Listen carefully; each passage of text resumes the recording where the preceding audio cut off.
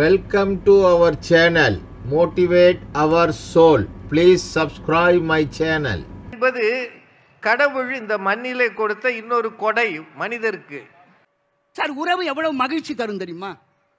அது எவ்வளவு பெருமைக்குரியது தெரியுமா? நான் என்ன வச்சு சொல்றேன். 2 செய்தி. நான் குழந்தையா 2ஆம் வகுப்பு படிச்சுட்டு இருக்கும்போது சரி, எங்க வாத்தியார் 4ஆம் வாய்ப்பாடு சொல்லி கொடுத்தாரு. நான் வீட்டில் வந்து 4ஆம் வாய்ப்பாடு படிச்சுக்கிட்டு இருந்தேன். 1 நாள் 4, 2 நாள் 8, 3 நாள் 12 படிச்சுட்டு இருந்தேன். அங்கேருந்து எங்கள் அப்பா வந்தார். என்னடா பண்ணுற அப்படின்னாரு. 4ஆம் வாய்ப்பாடு படிக்கிறேன் அப்படின்னு. எங்கள் அப்பா என்னை பார்த்து கேட்டார், உங்கள்கிட்ட ஒரு கேள்வி கேட்குறேன், பதில் சொல்கிறியா அப்படின்னாரு. கேளுங்கப்பா அப்படின்னு. எங்கள் அப்பா வேகமாக கேட்டாருங்க. அவர் என்ன தெரியுமா கேட்டார், டே ஒரு மாட்டுக்கு 1 வயசில் 4 கால் இருந்தால் 4 வயசில் எத்தனை கால் இருக்கும்னாரு. அவர் கேட்ட வேகத்தில் நானும் என்ன பண்ணேன், 1 நாள் 4, 2 நாள் 8, 3 நாள் 12, 4 நாள் 16 கால் இருக்கும்பான்னு. ஒரு அடி அறிவு இருக்காடா? ஒரு மாட்டுக்கு 1 வயசுல 4 கால் இருந்தா 4 வயசுல எத்தனை கால் இருக்குங்கிற 16 கால் இருக்கும்னு அடிச்ச அடியில் நான் ஓன்னு அழுதுட்டேன். உள்ளேருந்து எங்க அம்மா ஓடி வந்துருச்சு. ஏங்க பிள்ளைய போட்டு இந்த அடி அடிக்கிறீங்க? அவனே நமக்கு செல்லம்மா 7ஆவதா பிறந்திருக்கான். இது எனக்கு அப்புறம் 2 பிறந்தது. அதெல்லாம் ரொம்ப செல்லம். செல்லம்மா 7ஆவதா பிறந்திருக்கான், எதுக்குங்க அடிக்கிறீங்க என்ன? இல்லை, உன் பையன்கிட்ட ஒரு கேள்வி கேட்டேன், பதில் சொல்ல மாட்டேங்க. என்ன கேட்டீங்க? ஒரு மாட்டுக்கு 1 வயசுல 4 கால் இருந்தா 4 வயசுல எத்தனை கால் இருக்குங்கிறேன். இவன் 16 கால் இருக்குங்கிறான். எங்க உருப்பட போறான்? நான் நிமிந்து எங்க அம்மாவை பார்த்தேன். எங்க அம்மா 2 அடி போட போகுதுன்னு. எங்க அம்மா என்ன தெரியுமா பண்ணாங்க, எங்க அப்பாவை பார்த்து ஒரு கேள்வி கேட்டாங்க. என் பையன் சொன்னது என்ன தப்பு அப்படின்னாங்க. என்னது, என்ன தப்பா? ஆமாங்க, என்ன தப்பு? 16 கால் எத்தனை? 16 கால் 4. என் பையனுக்கு கால்வாய்ப்பாட தெரிஞ்சிருக்குங்க. நீங்க போய் கால்வாய்ப்பாடு படிச்சுட்டு வாங்கிட்டா எங்க அம்மா.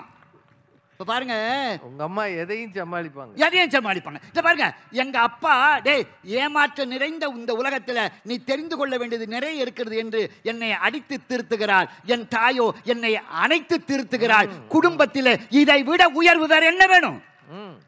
இதை விட உயர்வு என்ன வேணும்? உங்களுக்கு 4 பேர் கை தட்டுறாங்க ஐயா. நான் உண்மையை சொல்றதுனால உண்மை பக்கம் எப்பொழுதும் கைத்தட்டல் அதிகமாக தான் இருக்கும். இன்னும் கொஞ்சம் வேகமாக தான் தட்டுங்களே. அப்பாடா, அந்த கடைசி வரைக்கும் போயிருச்சு. எல்லாம் கால் வாய்ப்பாடு தான். எல்லாம் கால் வாய்ப்பாடு தான். இது பரவாயில்ல. இந்த பரம்பரையில் வந்த என் பரம்பரை ஒன்று இருக்குமா இல்லையா? ஆமா. என் பொண்ணு இதே மாதிரி 2ஆம் வகுப்பு படிக்கும்போது பஸ்ஸில் கூப்பிட்டு போனேன். அப்போ பார்த்தீங்கன்னா இந்த ஒரு நீட்ட குச்சியை நட்டு அதில் ஒரு பஸ்ஸு வந்து போட்டு STOP ஸ்டாப்னு போட்டிருக்கும், பார்த்துருப்பீங்க. அங்கே பஸ்ஸு நிற்கும். பஸ்ஸு போய் நின்றுச்சா, என் பொண்ணு அதை STOP ஸ்டாப் அப்படின்னு படிச்சுட்டு என்னை பார்த்து திரும்பி பார்த்து ஒரு கேள்வி கேட்டா, அப்பா STOP ஸ்டாப்னா என்ன அர்த்தம்னு கேட்டா. நான் சொன்னேன் நில்லுன்னு அர்த்தம்னு. அவன் என்னை பார்த்து கேட்டா, அது எனக்கு விளங்குதுப்பா, பள்ளிக்கூடத்தில் எங்கள் டீச்சரு STAND ஸ்டாண்டு அப்படின்னாலும் நில்லுன்னு தான் சொல்லி கொடுத்தாங்க.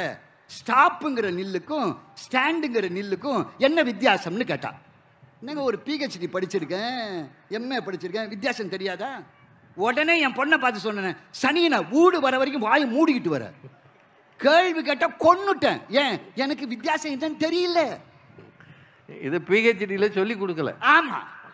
என் பொண்ணு உடனே என்னை பார்த்து கேட்டா, நான் சொல்லட்டுமா அப்படின்னு கேட்டா. நான் சொல்லட்டுமா? எங்க சொல்லு அப்படின்னு அவ சொன்னா பாருங்க, இன்னி வரைக்கும் என்னால் மறக்க முடியலைங்க. அப்பா அது வேற ஒன்றும் இல்லைப்பா, உக்காந்த இடத்துலேருந்து எழுந்திரிச்சா அதுக்கு ஸ்டாண்டுன்னு பேருப்பா, ஏதாவது வந்து நின்னா அதுக்கு ஸ்டாப்னு பேருப்பான்னாங்க. இன்னி வரைக்கும் நான் மறக்கலைங்க. அந்த பொண்ணுக்கு ஒரு பட்டம் கொடுத்துடலாம். அதாவது என் பிள்ளைகிட்டேருந்து எனக்கு ஒரு அறிவு கிடைக்குதுன்னா அது எனக்கு வாழ்க்கையில எவ்வளவு மகிழ்ச்சியாக இருக்கும். என்னை விட என் பெண் அறிவிலே சிறந்திருக்கிற பொழுது நான் படுகிற அந்த இன்பம் இருக்கிறது, அந்த இன்பத்துக்கு ஈடு இணையா உரு துணையா வேற ஏதாவது இருக்குமா? கிடைக்குமா? சார், வாழ்க்கையில குடும்பம் நமக்கு காட்டுகிற ஒவ்வொன்றும் நமக்கு அழகாக நம்மை வழிநடத்தி செல்வதாக இருக்கிறது என்று சொன்னால் நீங்கள் எதை வேண்டான்னு சொல்லுவீங்க? சார், நான் இப்படி யோசிச்சு பாருங்க. என்னுடைய வாழ்க்கையிலே மட்டுமல்ல, இந்த உலகத்தில் இருக்கிற யாரை வேணாலும் கேட்டு பாருங்க.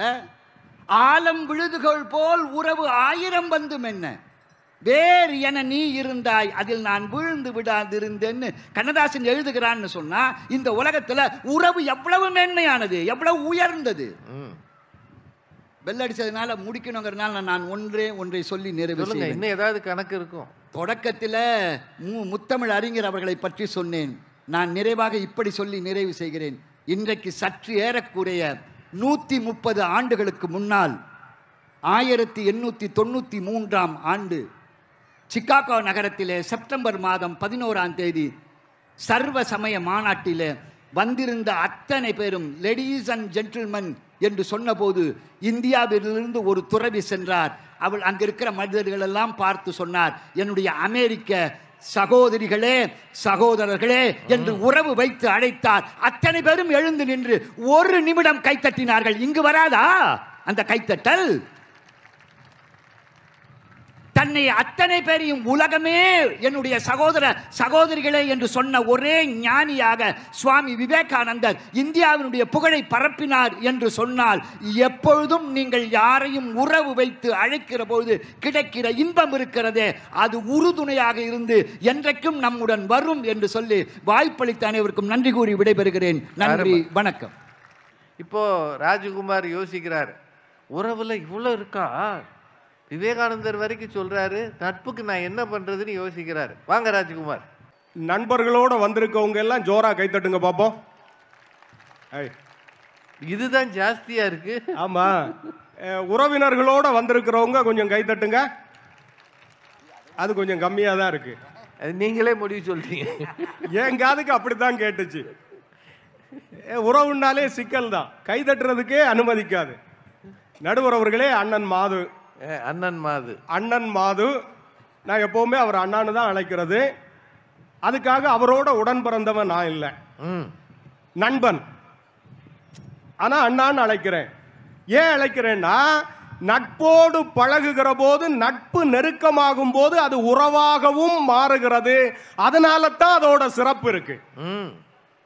நீங்க சுவாமி விவேகானந்தரை பற்றி சொன்னாங்க. சுவாமி விவேகானந்தர் அமெரிக்காவில் போய் சகோதரிகளே சகோதரர்களேன்னு சொன்ன உடனே எல்லாரும் கைத்தட்டினாங்கன்னு. ஒரு விஷயம் உங்களுக்கு தெரியுமா? சுவாமி விவேகானந்தரை அமெரிக்காவுக்கு அனுப்புனது தமிழகத்தில் இருக்கிற நண்பர்கள் தான் அனுப்புனாங்க. அவங்க சொந்தக்காரங்க யாரும் அனுப்பல. அது தமிழகத்துக்கே பெருமை. பாஸ்கர சேதுபதி மன்னன், சென்னையின் நண்பர்கள் எல்லாரும் சேர்ந்து தான் அனுப்புனாங்க. அப்ப நண்பர்களால் ஒருத்தனுக்கு உயர்வு இருக்குங்கிறத அவர் வாயாலே ஒத்துக்கிட்டார். ரொம்ப நன்றி. இப்படிதான் நீங்க பேசணும். வகுப்புல பாடம் நடத்துற மாதிரியே வந்து கூட்டல் கழித்தல் வாய்ப்பாடு என்ன இது என்ன அவங்க அப்பா அவர்கிட்ட கேள்வி கேட்டுட்டே இருந்திருக்கிறார். ஒண்ணு தெரியுமா உங்களுக்கு? உறவு எப்போதும் நம்மகிட்ட சில கேள்விகளை கேட்டு நம்ம பாடம் நடத்தும், பாடாப்படுத்தும். ஆனால் நண்பன் மட்டும்தான் நமக்கு பக்கபலமா இருந்து பாதை காட்டுவான். அருமை. இதுக்கும் கை தட்டுறாங்க ஐயா. ஆமா, இதுக்கு தான் கை தட்டுவாங்க. நடுவர் அவர்களே, நாங்க உறவை குறை சொல்றதுக்காக வரல. நண்பர்களினுடைய சிறப்புகளை நாங்க சொல்றோம். என்னன்னு தெரியுமா? நம்ம அப்பாட்ட எல்லா விஷயத்தையும் நம்ம பேச முடியாது, அம்மாட்டையும் எல்லா விஷயத்தையும் பேச முடியாது, மனைவி கிட்ட பேசவே முடியாது. பேசினா சிக்கல் வந்துடும். பிள்ளைகள்கிட்டையும் கொஞ்சம் கொஞ்சம் தான் பேச முடியும். அவன் மொபைலோட இருப்பான். ஆனா அம்பாட்ட பேச முடியாதத, அப்பாட்ட பேச முடியாதத, மனைவி கிட்ட பேச முடியாதத மனம் விட்டு பேசக்கூடிய ஒரே உறவு நட்பு தான். நண்பர்களோட பேசினா நமக்கு பிரஷர் வராது, மன அழுத்தம் வராது, சுகர் கண்ட்ரோல் ஆகும், மன பிரச்சனை வராது. நண்பர்களோட இருக்கக்கூடியவங்க மனநோய் மருத்துவமனைக்கு போக வேண்டிய தேவையே இல்லை. புரிஞ்சுக்குங்கண்ணா. இவ்வளவு கோவப்படுறீங்க? ஆமா, ஏன்னா உறவு உறவுன்னுட்டு இப்படி ஒண்ணு தெரியுமா உங்களுக்கு? உறவுகள் வந்து நாம வாழ்க்கையில உயர்ந்துகிட்டே போறோம்னா நம்ம சொந்தக்காரனுக்கு பிடிக்காது. நமக்கு பிரச்சனை பண்றதுக்குன்னே இருக்கிறவன் சொந்தக்காரன். நாம நல்லா இருந்தா வருத்தப்படுறவனுக்கு பேர் சொந்தக்காரன். ஆனா நண்பன் எப்படி தெரியுமா? நாம வெற்றி பெற்றா அவன் ஏன் நண்பன்னு சொல்லுவான். ஆனா நம்ம தோல்வி அடைந்தா நான் நண்பன் நண்பேண்டான்னு சொல்லி கூட வந்து நிற்பான். தோல்வி வரும்போது தோள் கொடுப்பவன் தோழன், அவனால் தான் வெற்றி இருக்கு. நீங்க அதனால்தான் உடுக்கை இழந்தவன் கை போல அங்கே இடுக்கண் களைவதாம் நட்புன்னு நம்முடைய தமிழ் சொன்னது. நீங்க தான் தமிழ் சொல்லுவீங்களா? நாங்க சொல்ல மாட்டோமா? நடுவர் அவர்களே, நமக்கு எவ்வளவு பிரச்சனை வந்தாலும் எவ்வளவு சிக்கல் வந்தாலும் தாங்கக்கூடியவன் நண்பன் தான். இப்ப நீங்க நண்பன்ல 2 வகை உண்டு. சரி, இப்ப சாதாரண நண்பன், உயிர் நண்பன். இப்ப நமக்கு ஒரு கொஞ்சம் பணம் தேவைன்னா, மாப்பிள்ள கொஞ்சம் பணம் தேவடா அப்படின்னு சொன்னா அவன் நண்பன் தருவான், தேவைன்னு சொன்னா தருவான். ஆனா உயிர் நண்பன்னா யார் தெரியுமா? மாப்பிள்ள கொஞ்சம் பணம் தேவடான்னு சொல்லிக்கிட்டு நம்ம சட்டப்பையில இருந்து கையை போட்டு எடுக்கிறான் பாருங்க, அவன் தான் உயிர் நண்பன். அவனுக்கு அந்த உரிமை இருக்கு. இப்ப நண்பனோட வீட்டுல போய் நண்பனோட வீடு மாதிரி நாம பழகணும்னு சொன்னா அவன் நண்பன். நண்பனோட வீட்டுல போய் நம்ம வீடு மாதிரி இருந்தோம்னு சொன்னா அவன் உயிர் நண்பன்.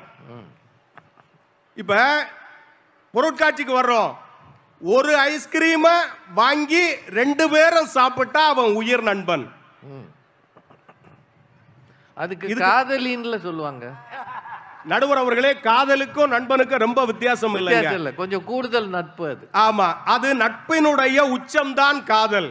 Very good. காதலினுடைய தொடர்பு நட்புல இருக்கு. ரொம்ப ஏன்னா மனம் விட்டு பேசுறது, இந்த இரு உடல் ஓர் உயிர்னு சொல்றோம்ல, அது காதலுக்கு மட்டும் இல்ல நட்புக்கும் பொருந்தும். ஒரே மாதிரி சிந்திப்பா. நீங்க என்னென்ன பேசிக்கிட்டு இருக்கிறீங்க நடுவர் அவர்களே. குடும்பங்கிறது இருக்குல்ல, எவ்வளவு பிரச்சனை இருக்கு தெரியுமா? நான் என்ன சொல்றேன், ஒரு காலத்துல கூட்டு குடும்பம்னு இருந்தது. சரி, அந்த கூட்டு குடும்ப முறை இப்ப சிதைஞ்சு போயிடுச்சு. இல்ல, உறவுகள் சரியில்லைங்கிறதானங்க அர்த்தம். வீடுகள்ல எத்தனை பிரச்சனை நமக்குள்ள இருக்கு. நான் ஒண்ணு கேட்கிறேன், அண்ணன் தம்பி சந்தோஷமா இருக்கானா? அண்ணன் தம்பி பேச மாட்டேங்கிறான், கோர்ட்ல போய் நிக்கிறான். அண்ணன் தம்பி சந்தோஷமா இருக்கிறது உங்க காலத்துல அது வேற. அண்ணன் தம்பி சந்தோஷமா இருந்த காலம் இப்ப போயிடுச்சு. 2 பேரும் சொத்து பிரச்சனையில கோர்ட்ல போய் இருக்கிறான். இந்த மாதிரி தானே இருக்கு. கணவன் மனைவி பிரச்சனைங்கிறது இப்ப எப்படி இருக்கு? கோர்ட்ல போய் விவாகரத்துல போய் நிக்குது. நீங்க மாமியா மருமக பிரச்சனை இல்லாத குடும்பம் இருக்காங்க. ஒரு அது இல்லாத சீரியல் இருக்கா? சீரியல்ல எல்லாமே குடும்பத்துல இருக்கிற பிரச்சனையை தானே சீரியல்ல காமிக்கிறாங்க.